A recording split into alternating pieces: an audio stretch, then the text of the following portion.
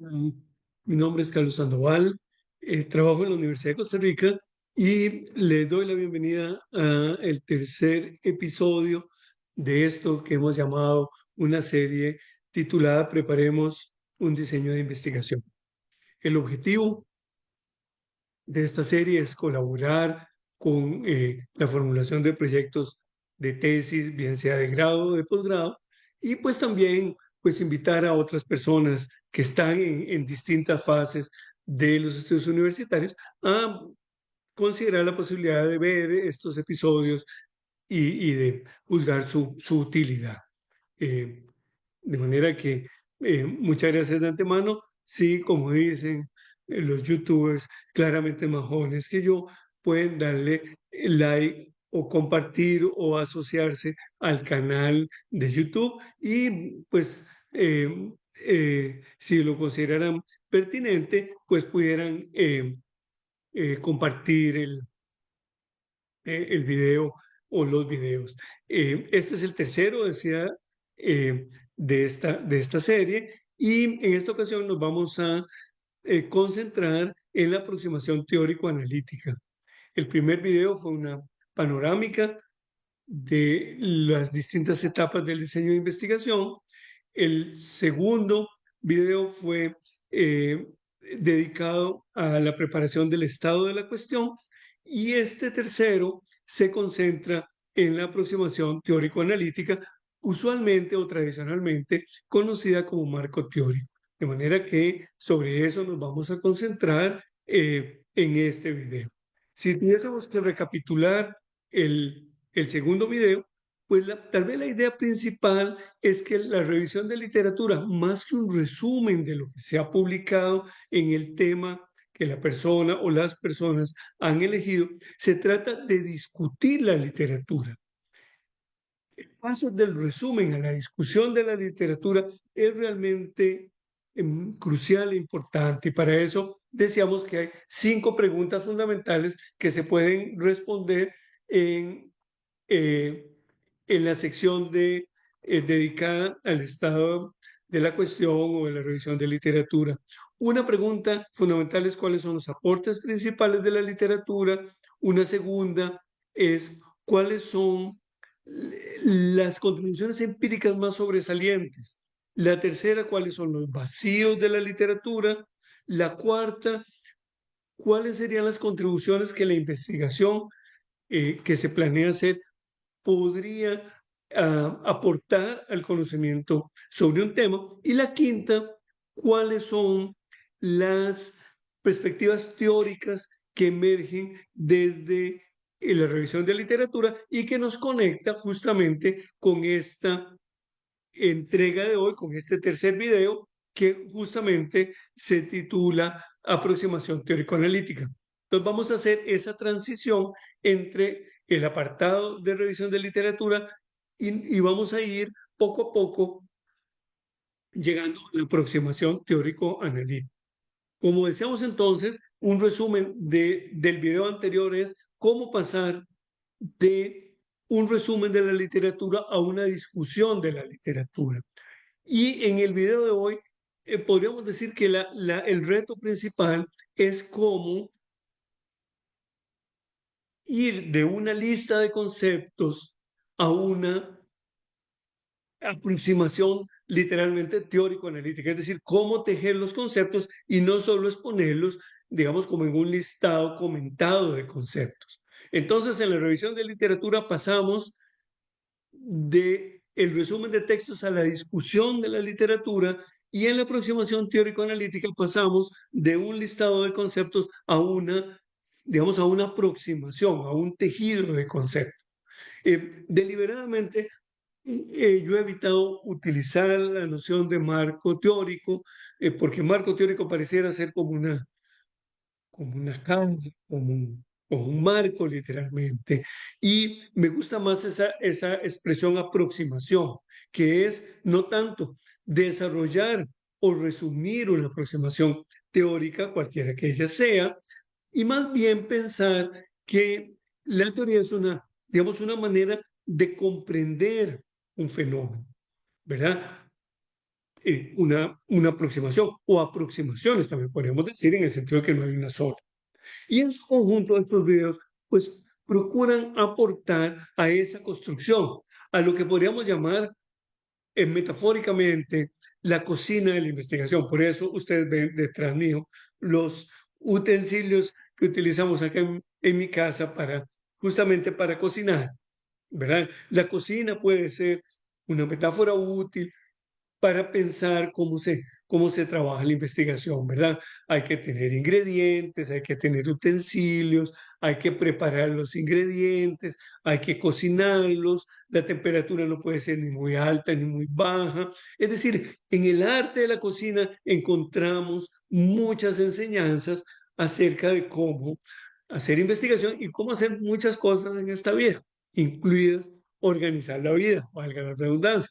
Bueno, pero ahora sin más, vamos a ver la presentación eh, que versa sobre justamente la aproximación teórico-analítica. Déjenme nada más cargarla. eh, un momentito, aquí la tenemos y ya pronto va a estar compartida en la pantalla. Vamos a poner la pantalla completa. Y aquí estamos. Decimos lo primero, ¿verdad? Que nos vamos a alejar de esta noción de marco teórico, entendido a veces como una cosa encerrada en sí misma, encapsulada. Y también nos vamos a alejar de esta idea de la lista de conceptos. Y nos vamos a ir más a una mirada más analítica, en donde los conceptos están en función de comprender mejor el tema que queremos investigar.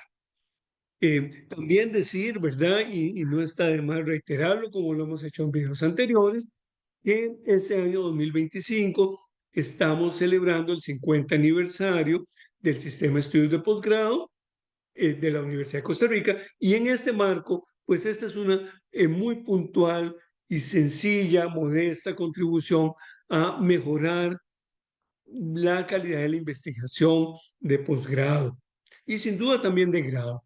Y también nos anima digamos, una máxima, un anhelo para nada secundario, que es cómo hacer más pública la universidad pública.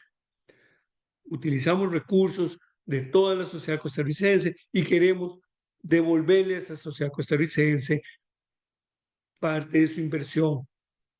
Por eso estos videos son de acceso libre para personas costarricenses en otros lugares que por alguna razón los pueden o no juzgar útiles, ¿verdad? De manera que bienvenidos y bienvenidas a las personas que se están integrando. Bueno, aquí está más o menos digamos, los contenidos que vamos a trabajar. ¿Qué no debería ser un marco teórico? ¿De qué se alimenta un marco teórico? ¿Qué se propone el marco teórico? Luego vamos a hacer ese viraje del marco teórico a una aproximación analítica. Les voy a contar un poquito de mi propia experiencia como estudiante de posgrado. Hemos dicho en varias ocasiones que quizá lo que más ayuda a aprender a investigar es muy sencillo, investigar. Entonces, ahí les voy a compartir, digamos, un pequeño secreto de cocina, que no tiene nada de extraordinario, excepto que es mi propia ruta de aprendizaje. Y por último, vamos a ver las implicaciones de la perspectiva teórico-analítica, porque de la perspectiva teórico-analítica nos vamos hacia la formulación del problema y de los objetivos. Y de allí a la metodología, de manera que estamos, podríamos decir, como en la mitad, cerrando la primera parte del diseño de investigación, que como hemos dicho, en términos generales, ¿verdad? Puede tener una extensión de 25, 30 páginas a doble espacio, en 12 puntos, para que ustedes también tengan una idea, digamos, que en términos de extensión, dónde estamos, ¿verdad? Por supuesto que es solo una recomendación, una sugerencia, una aproximación, porque finalmente si algo se aprende en investigación es que no hay recetas ni hay prescripciones, ¿verdad? Hay orientaciones, hay recomendaciones, pero nada más. La investigación sea en ciencias experimentales, sea en las humanidades, sea en cualquier campo, es siempre un trabajo creativo. Eso no lo podemos perder de vista. Estas son sugerencias, apenas sugerencias de algo que siempre está por hacer. Siempre hay distintas maneras de hacer las cosas, ¿verdad? Una cosa es el apoyo y el acompañamiento y otra es clausurar la creatividad. Eso jamás, la creatividad e investigación, podríamos decir, no se negocia. Bueno, ¿qué debería ser un marco teórico? Ya adelantamos un poquito esa idea. Un marco teórico no debería ser una exposición de conceptos, un listado comentado de conceptos, eso no. Peor aún cuando no tienen relación entre sí, entre los conceptos, ni de estos con el tema propuesto. Tampoco un marco teórico debería ser la exposición de una tradición teórico-investigativa en sí misma, sin enfoques, sin relaciones con otros enfoques. Eso no debería ser, ¿verdad? Independientemente de cuál sea esa tradición. En las ciencias sociales, especialmente, que es mi campo y por eso puedo ser autocrítico del espacio donde yo elaboro, a veces tenemos esa, esa tradición, si pudiéramos llamarla así, de resumir una tradición, véanse el marxismo, el psicoanálisis, los debates feministas, como un fin en sí mismo, como encapsulados. Por eso la crítica a la noción de marco teórico, sin vínculos con otros enfoques ni con el tema por desarrollar. Y una tercera cosa que no es el marco teórico, es un ensayo sobre la teoría, una discusión o un comentario sobre la teoría sin relación con el resto del diseño. Entonces, tal vez lo primero que podemos decir es que hemos tratado de precisar lo que no debería ser una aproximación teórico-analítica, ni una lista de conceptos, ni la exposición de una tradición, ni un ensayo dentro del diseño. Podríamos decir, echando mano de imágenes o de resúmenes que han dicho otras personas con una trayectoria infinitamente más consolidada que la mía, que los conceptos son herramientas, herramientas para pensar. La aproximación teórico-analítica es una herramienta para pensar, para ver un fenómeno, ¿verdad? Eso es, no, la teoría no es un fin en sí mismo. Eso es una idea muy importante, más en términos negativos, ¿verdad? Lo que no es. Poco a poco nos vamos a ir aproximando a lo que debería ser. Hacia ahí vamos. En un momento estaremos allí. ¿De qué se alimenta el marco teórico? Bueno, el marco teórico, como decíamos al final del estado de la cuestión, se alimenta de la revisión de la literatura, es decir, de aquellas pistas teóricas y conceptuales que van emergiendo cuando vamos revisando la literatura sobre el tema. También hay conceptos más generales que muy a menudo puede que no estén en estudios específicos, pero son esos conceptos que podríamos llamar sombrilla o paraguas que iluminan muchísimo un campo de investigación, ¿verdad? Y que son particularmente importantes. Es muy importante también, valga la redundancia, tener presente que eso que llamamos marco teórico muy a menudo gana, se enriquece cuando se alimenta de tradiciones diversas. Podríamos decir que las zonas más fértiles del conocimiento son aquellas en donde los conocimientos se hibridan, cuando tradiciones teóricas, metodológicas entran en contacto. Por el contrario, por el contrario, cuando siempre se trabaja desde una misma perspectiva, sin relación entre conceptos, sin relación entre tradiciones, digamos, hay una tendencia decreciente de resultados, es decir, hay una suerte de canonización de un cierto conocimiento. Por eso, este concepto de zonas de contacto es muy importante, es decir, las tradiciones, en la medida en que se vinculan, se hibridan, se enriquecen. Pasa igual en la naturaleza. Sin duda, quienes saben lo saben mejor son quienes, por ejemplo, trabajan con insectos que llevan y traen néctares, llevan y traen y hacen posible que la vida se reproduzca. Bueno, eso que lo vemos en la naturaleza, que lo vemos cuando hay frutos, cuando hay flores y las aves, y los insectos ponen en contacto esos néctares, también ocurre, esa fertilización también ocurre en el campo de la ciencia, ¿verdad? Por eso hay que estar abiertos y abiertas a distintos conocimientos y no, para decirlo también con una imagen propia de la cocina, no cocinarnos siempre en la misma salsa. Digamos que volviendo a la cocina, podríamos decir de que comer siempre lo mismo o cocinar siempre de la misma forma algo tiende a aburrir. Por eso las culturas nos traen distintos ingredientes, distintas recetas, porque la vida es por definición diversa y esa diversidad tiene que incorporarse en el trabajo de investigación. Bien, ¿qué se propone el marco teórico? Pues, es decir, que el marco teórico o la aproximación teórico-analítica se propone situar el tema en el contexto de la literatura. Es decir, se trata de pasar, por decir así, de un tema a una problemática, de una pregunta a una problemática. Es decir, nutrir nuestra comprensión, nuestra formulación del problema con conceptos que enriquecen la forma en que se elabora eh,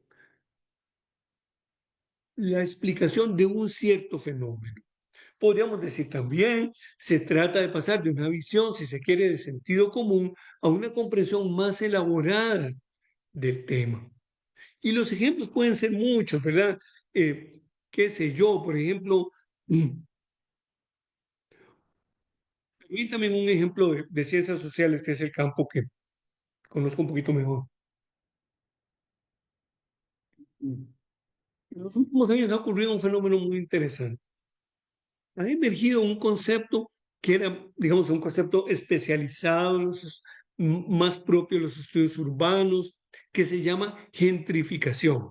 A veces incluso, bueno, que es prácticamente un anglicismo, porque la palabra, lo que hemos hecho en castellano es convertir gentrification en gentrificación. ¿Qué quiere decir esa palabra? Bueno, esa palabra quiere dar cuenta de cómo sectores sociales con recursos económicos se apropian de espacios urbanos o espacios no urbanos que habían perdido valor mercantil y allí se empiezan a edificar propiedades que adquieren un gran valor. Y eso va desplazando o excluyendo a las personas que no pueden adquirir propiedades en esas zonas que se han revaluado o que bien se ven obligadas a salir de sus lugares tradicionales de vida porque no pueden pagar, digamos, los costos de servicios, de impuestos que hay en esa zona. Bueno, ese es un concepto y un caso muy interesante porque es una palabra que nos ha ayudado a entender algo que antes podríamos decir que a nivel de sentido común lo sabíamos, pero no teníamos un concepto para nombrarlo. Y así hay otros ejemplos, ¿verdad? Recuerdo yo, para citar a una persona que quiero mucho, que es mi mamá, que alguna vez me dijo, viendo el canal de televisión de la Universidad de Costa Rica, tomó el teléfono y me llamó y me dice, mira, estoy ahí viendo un programa donde hablan de un concepto que seguro vos lo conoces y vos conoces a la profesora que está hablando de eso, que se llama género. Y ese concepto de género es muy interesante, me dice ella. Yo sabía todo eso que ella dice, pero yo no sabía que eso se puede comprender mejor a través de un concepto como género. Y mi mamá, que en este 2025 se aproxima a los 90 años, podríamos decir que enriqueció su comprensión de los procesos sociales, de su propia vida, de su propia biografía, a partir de algo, de un concepto que le ilumina, le pone en contacto varios segmentos de la vida y que ella dice, ahora sí puedo atar cabos. Bueno, digamos que esta experiencia más coloquial, más familiar, más, si se quiere, personal, nos ayuda a entender cómo pasamos de un tema a una pregunta, a una problemática. El marco teórico o la aproximación psicoanalítica nos enriquece la comprensión de un fenómeno. Ese es el objetivo. Por eso decíamos que el marco teórico hay que verlo como una herramienta y no como un aparato donde metemos a cantidades de citas, pero a veces es como digamos, es como una añadidura. La teoría no se engarza en nuestra propia comprensión del tema. Eso es particularmente importante, ¿verdad? Y por eso también hemos insistido en distintas entregas de esta serie. Preparemos un proyecto de investigación que el problema y los objetivos vienen después del estado de la cuestión y de la aproximación teórico-analítica. Porque ¿qué es lo que detrás de qué andamos?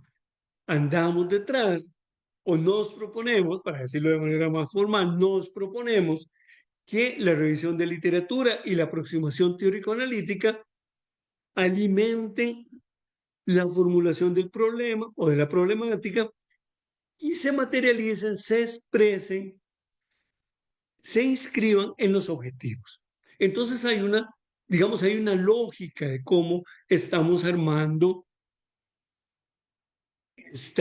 esta serie o esta seguidilla, ¿verdad? Empezamos con la introducción, la justificación, el estado de la cuestión y ahora estamos en la aproximación teórico-analítica. Digamos que hay una lógica detrás de cómo estamos pensando organizar el diseño de investigación.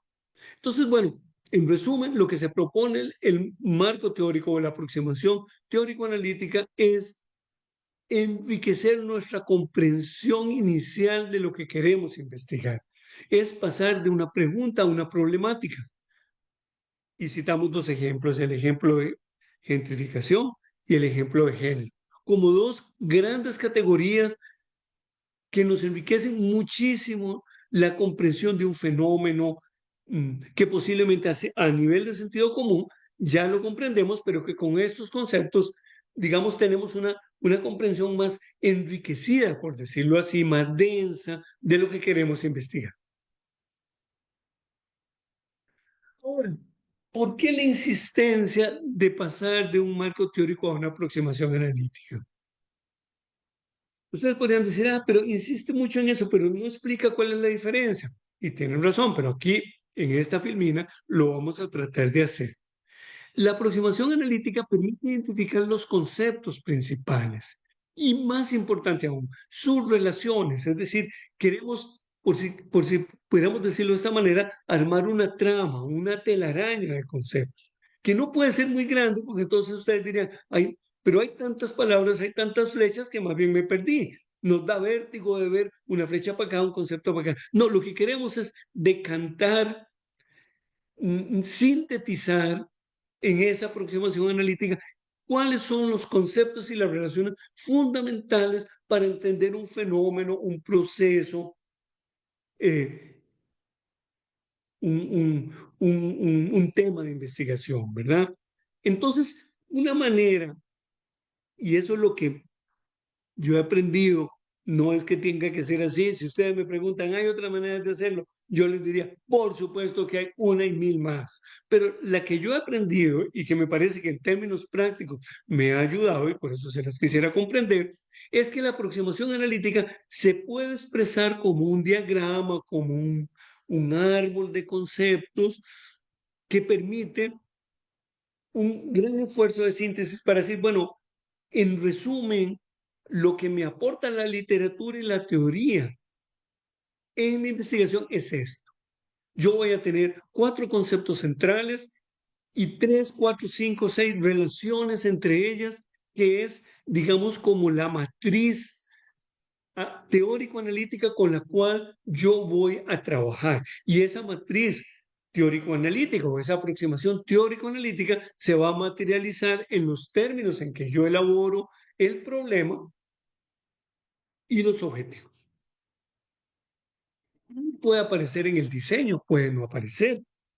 Pero es que el diagrama es una manera que nos ayuda, una guía para escribir esta sección de la aproximación teórico-analítica.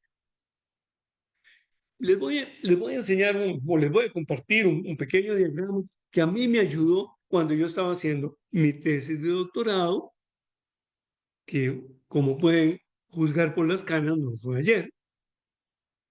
De hecho, si tuviera que situar una fecha, pues yo diría que en este 2025 estoy cumpliendo justamente 25 años de haber terminado mi tesis de doctorado. Entonces, digamos que es un ejemplo personal, didáctico, que guardo con mucho cariño, eh, porque creo que me ayudó a pensar. Ese es tal vez el único mérito que tiene. Pero les pongo un poquito de contexto para que ustedes sepan de qué estoy hablando. Mi tesis doctoral en el campo de las ciencias sociales fue o se interrogó por el lugar que tenían las personas nicaragüenses y la inmigración de nicaragüenses en el imaginario social costarricense. ¿Cómo se habla acerca de los nicaragüenses en Costa Rica? ¿Y por qué se habla como se habla? Fue mi pregunta de investigación, ¿verdad? De la tesis doctoral. Entonces, de la aproximación eh, eh, teórico-analítica, yo fui decantándome por una aproximación que le interesaba ver dos grandes ejes, como ustedes pueden ver en ese diagrama. Un eje es el eje temporal, que yo construí en términos verticales entre lo más coyuntural, es decir, lo más actual, y lo histórico. Todo fenómeno tiene una historicidad que es muy importante de comprender. El otro eje, que acá se expresa en términos horizontales, es el eje espacial, que va a la izquierda de ustedes, del ámbito más público al ámbito más personal. Y claro, cuando nosotros tenemos dos ejes, tenemos cuatro secciones o cuatro cuadrantes, ¿verdad? La, la, el cuadrante superior izquierdo yo le llamaba las narrativas extensas, es decir, aquellas historias, aquellas narrativas, aquellos relatos, aquellas interpretaciones que han resistido el paso del tiempo y que aún hoy siguen existiendo, ¿verdad? Que están en la literatura, en la ficción literaria, están en los documentos históricos, y que constituyen como una suerte de sedimento, que pueden pasar, por decir así, dormidas largos años y cada cierto tiempo se activan. Esas son las narrativas extensas. Del otro lado, en el cuadrante superior derecho, tenemos, digamos, las formas más, digamos, la memoria popular, aquello que no necesariamente está escrito, pero que viaja de manera oral, que, que hay ciertas tradiciones que reivindican esa memoria popular, ¿verdad? Y que logran calar en amplios sectores de la población, eh, y que ustedes pueden ver mm, a veces tristemente en chistes, en anécdotas, que en el caso de la migración muy a menudo hay una memoria popular que reúne elementos, por ejemplo, de xenofobia, sin duda, ¿verdad? Entonces, arriba tenemos dos cuadrantes, que son los cuadrantes históricos, uno más público, uno más personal, más coloquial, podríamos decir también. Y abajo tenemos otros dos cuadrantes. Tenemos el cuadrante que junta lo coyuntural con lo público, que sobre todo el discurso de los medios de comunicación, hoy diríamos también de las redes sociales, que son las formas a través de las cuales nos contamos cosas hoy por TikTok, por WhatsApp, por Facebook, por Instagram y sin duda por la radio, por la televisión, etcétera, etcétera. Y del otro lado tenemos en el cuadrante inferior derecho, tenemos cómo se junta lo personal con lo coyuntural, es decir, cómo se vive eso ya más en los pequeños grupos, en la vida cotidiana chiquitita, de qué habla la gente, de qué no se habla también, ¿verdad? Eh, Qué sé yo, permítame un ejemplo nada más de una comunidad en la cual he trabajado y donde puedo decir que tengo familia, conozco familias a quienes aprecio mucho, con quienes tengo mucha amistad y mucho cariño, que se llama la Carpio. Es muy probable que muchas de las personas que se refieren a la Carpio, que hablan de la Carpio, nunca hayan ido a la Carpio. Pero la Carpio tiene, en términos de la memoria popular y de la vida cotidiana, un lugar en la sociedad costarricense. A veces aparece en los medios, no mucho en estos últimos años, pero digamos que tiene un lugar en el imaginario social. En general es un imaginario negativo. Y a veces uno puede más o menos tomar infragante a alguien y decirle, mire, usted me ha venido contando de la Carpio. Dígame una cosa, usted va a menudo, tiene familia ya, parientes, amigos, amigas, y la persona suele decir, no, no, no, yo no conozco, yo nunca he ido, y obviamente no tengo familia, pero al mismo tiempo les describe a usted la comunidad. En ese sentido es que hablamos de que las formas en que nos explicamos el lugar de un grupo social, en este caso los migrantes, como parte de una sociedad, en este caso Costa Rica, tiene estas cuatro dimensiones, ¿verdad? A partir de estos cuatro ejes. Por supuesto que no nos interesa el tema de la migración en sí mismo, lo que a mí me interesa más en este caso es como una aproximación teórico-analítica resumida, condensada, sintetizada en un diagrama nos puede ayudar a pensar una investigación. Porque claro, ustedes me pueden decir, bueno, pero ¿por qué le da tanto énfasis al diagrama? Después del trago de agua se los cuento. Por una razón muy sencilla. Porque fíjense ustedes que aquí está englobada la pregunta de investigación, ¿verdad? ¿Cómo se construyen los relatos sobre la inmigración en la sociedad costarricense? Y ese es el problema. Ustedes podrían estar empezando a intuir que cada uno de estos cuadrantes, las narrativas extensas, la memoria popular, el discurso de los medios y la vida cotidiana, se van a convertir en los objetivos de la investigación. Entonces vemos cómo la teoría, la aproximación teórico-analítica enriquece, configura, constituye el problema y los objetivos. Y entonces estamos logrando algo que nos propusimos y que es muy importante, que la teoría no sea una añadidura, que no sea una lista de conceptos, sino que nutra, que se integre, que se hibride en el tema de investigación que ustedes quisieran investigar. Y a eso vamos en esta que yo creo que es la última lámina o filmina de este video. Resumiendo, podríamos decir, la perspectiva analítica constituye el encuadre desde el cual se formula el problema, las hipótesis y los objetivos, como hemos dicho. Es decir, la aproximación teórico-analítica no es un requisito, no es algo así como un trinchante, un mueble que uno tiene que poner en la casa aunque no lo use. No, la aproximación teórico-analítica es, por decirlo así, el modo de pensar y de aproximarse a un tema. Es también, podríamos decirlo metafóricamente, un lente para mirar.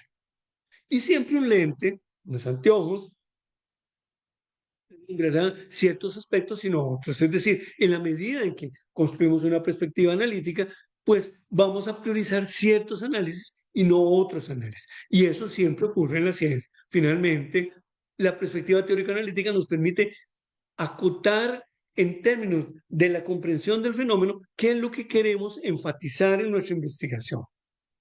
Entonces, hemos pasado de un diseño que es algo así como una camisa de fuerza, particularmente el llamado marco teórico, a algo que está más tejido, si se me permite la imagen, ¿verdad?